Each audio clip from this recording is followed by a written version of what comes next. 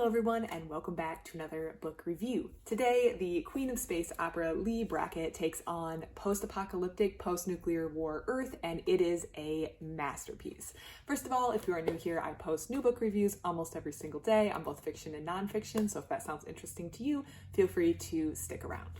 Now, back to the book. The Long Tomorrow is part of my Hugo Award reading challenges, where I am reading the winners as well as the shortlisted finalists per the Wikipedia pages for the Hugo Award in the categories of Best Novel and Best Novella. This was a finalist in 1956 for Best Novel, and it was written by Leigh Brackett. So I do have some familiarity with Leigh Brackett up to this point. I have read one other short story by her. It was actually another Hugo finalist, but for the novella category, it was a retro Hugo for the year 1945, awarded in 2020, and that was The Jewel of Boz. This was a short sci-fi story, and I do have the review of that on my channel, but this will be my first novel read by her. She is known as the Queen of Space Opera. She was very influential in this drama, and she actually had some input on the first draft of The Empire Strikes Back, the Star Wars movie, so she clearly was an influential person, but this is really the first time I'm getting into her works, and I had read The Jewel of Boz and I felt like it was okay, but I didn't really see how that led to that title, Queen of Space Opera. This book, however, I feel like solidifies Leigh Brackett's title, if not Queen of Space Opera, as a really good writer, and we're going to dive into why. As previously mentioned, this is not maybe truly sci-fi the way you would think about it. I would say this is more dystopian, more post-apocalyptic. So it kind of, in my opinion, falls outside of some of the other works I've seen written by her, but this book was so well done. The plot of this book follows, as previously mentioned, post-apocalyptic Earth. There has been some sort of nuclear disaster in which bombs were dropped. Our main character, Len Coulter, but there are two main characters, Len Coulter and his cousin Esau, are growing up in this radically changed world. It's very different from the world we know. The book opens with the two characters, Len and Esau, attending a fair with traders. Traders as in people who trade goods, not people who defy their country or what have you. They hear that there's going to be some sort of forbidden preaching, and they are forbidden from going to this preaching. It's some fanatic or someone who's coming to preach from out of town. Of course, these are two young boys at the cusp of adolescence, so what is forbidden to them is necessarily very interesting to them. So they find a way to sneak out at night and go to this preaching. This preaching comes to be some sort of revival / witch hunt in which the preacher is going on against the evils of cities and the technology that led to the first destruction of the world. There is an accusation made and a man winds up being killed at this preaching. This is a horrific thing for young boys to experience, and they are horrified. They are kind of saved from the situation and the madness that ensues by someone that they are familiar with, dragging them back to their parents. They are in huge trouble for even going to this preaching, but I think there's kind of this consensus that hopefully the horror of having witnessed this killing in this preaching is going to be enough to keep these boys in their place. We come to find out as the story progresses that in this post-nuclear world, post-nuclear and post-nuclear war worlds, the idea of what is a good way to live has changed. There has been an amendment passed. It's actually the first part of this book, the 30th Amendment, which forbids cities. This is primarily, at least when we first run up against it, a safety concern. We kind of get the sense that cities were bombed during a war of some sort, although the enemy in the war isn't really specified. They were bombed, and so it's a safety concern that if we keep the population really far spread apart, we don't have these dense population cities to burn. However, after this nuclear war, there was a resurgence of religious revival. A lot of people converted to the Mennonite faith, which is actually a current existing faith. It's one that doesn't really utilize a lot of technology. Think Amish, they're not quite the same.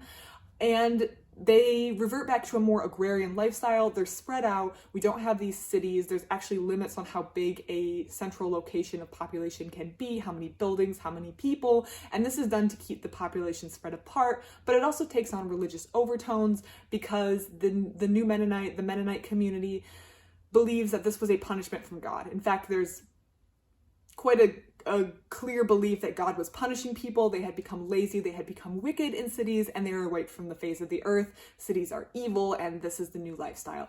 Len Coulter doesn't know any better. He grows up in Piper's Run, which is a Mennonite community, and he just believes this. However, after going to that preaching, a seed was planted. He heard this name, Barterstown, and after the preaching, Esau comes to him, and we get the sense that Esau is like that little older friend, even though he's also the cousin. He's slightly older, and he's the one who's kind of pushing boundaries. He's ready to push boundaries more than Len might be, and Esau has stolen a radio. A radio is a forbidden item. It's part of technology. It's something the Mennonites shun and they believe led to the destruction of cities. So having this is illegal, but the seed has been planted from that preaching, even though it was horrific. It kind of opened up this can of worms of what else is out there. There's something more than our hometown, and I want to see it.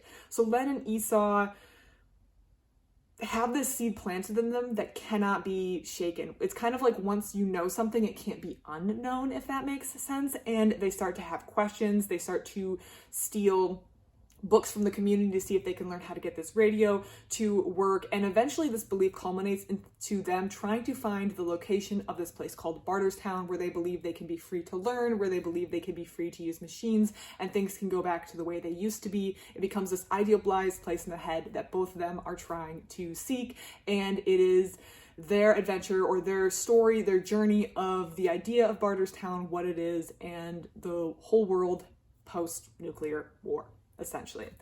Overall, I think this was a very creative imagining of a post-nuclear war world without the cities, without the tech. I think one thing that's really magnified in this book is the size of the continent. As mentioned, Len Coulter. I was going to say Len and Coulter. Len Coulter and Esau Coulter, their cousins, have to begin this journey to try to find Barterstown. They wind up leaving their hometown of Piper's Run. I say hometown loosely, home area of Piper's Run, to go seek Barterstown. And without highways, without interstate, without cars, without airplanes, the size of the continent is magnified. The book takes place over the continental United States, but that world feels so much bigger because we do not have the means of technology that we do today. It feels like more of the size of the continent, or how it would have felt to people who initially lived here pre all these industrial machines. So they have to do all of this on foot or by wagons, and it magnifies the sense or the size of the continent that they live in.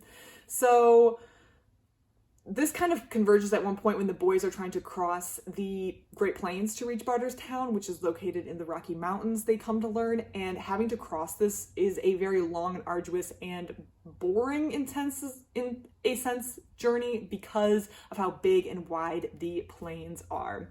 I also found like there was a connection to a nonfiction book that I read previously this year, and this was maybe kind of a loose connection, but when I was reading about the book, when I was reading this book, I was thinking of another book that I have read recently, and I made a connection, and I just wanted to share it. So previously I listened to an audiobook this summer called Midnight at Chernobyl. I think it was by Adam Higginbottom. And Midnight at Chernobyl recounts the Chernobyl disaster that occurred in the Soviet Union. It was the meltdown of a particular reactor that kind of had a design flaw. It malfunctioned during the test. I'm sure everyone is familiar with the Chernobyl disaster, and at least a little bit. It was the meltdown of a nuclear reactor. But in that book, the author mentions this belief that was held in areas of the Soviet Union, like here where the Chernobyl plant was, that the atom could be a peaceful worker. The atom could be something that generates electricity and energy, and it doesn't have to be used for things like bombs.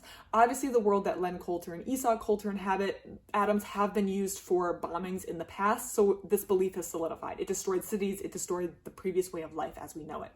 However, when they reach Barterstown, which is something they do eventually do in this book, they are given the opposite worldview, which are people who believe that the atom can have positive impacts, or the atom can be controlled, the atom can be managed. And this kind of reminded me of the Midnight in Chernobyl book, where the Soviet Union or areas of the Soviet Union had this belief that the atom could be a peaceful worker that was just working with the people to provide energy and electricity. So that was just a parallel that I saw with a previous audiobook that I read that I kind of wanted to point out.